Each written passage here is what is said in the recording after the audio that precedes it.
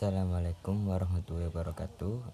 Perkenalkan, nama saya Taufikur Rahman, NIM E 2019-3144 dari AKS 3. Ini saya akan memenuhi ujian akhir semester dari mata kuliah Peradaban Islam dan Islam Nusantara.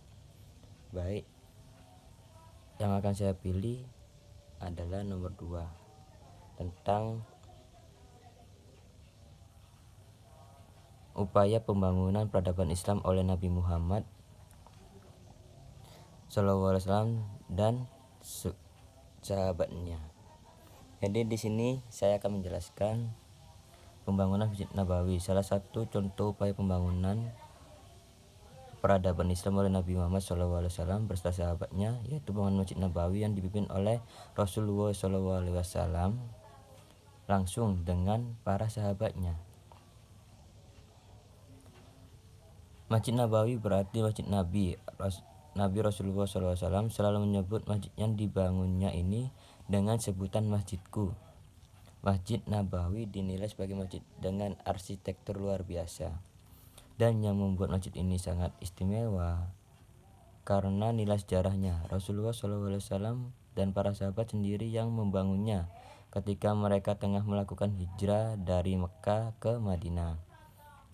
Masjid Nabawi dibangun di atas tanah wakaf yang semula adalah tempat penjemura buah kurma milik As'ad ibnu Zurrah dan kedua yatim Sahal dan Suhail ibnu Amr.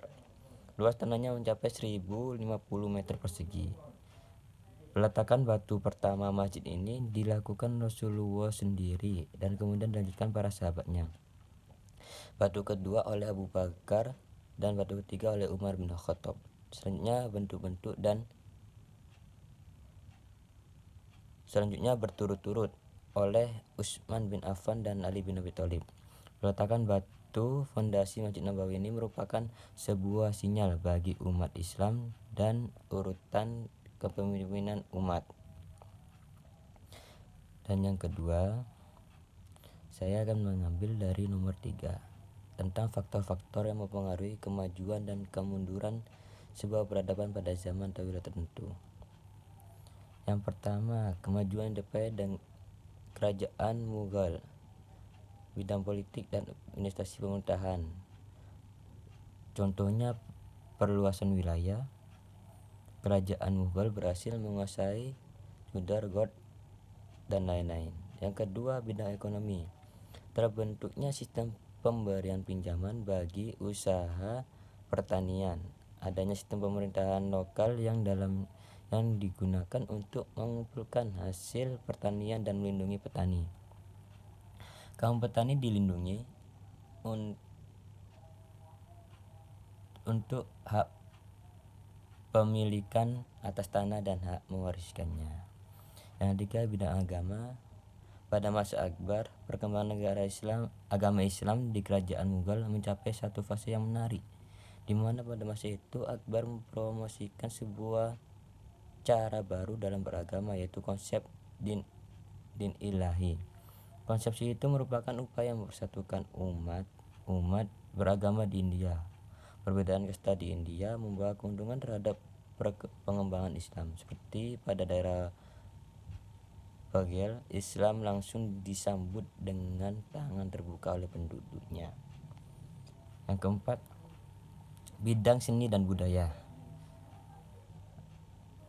Kemajuan Mughal termasuk sukses dalam bidang arsitektur. Taj Mahal di Agra merupakan puncak karya arsitektur pada masanya, diikuti oleh Istana Ghatpur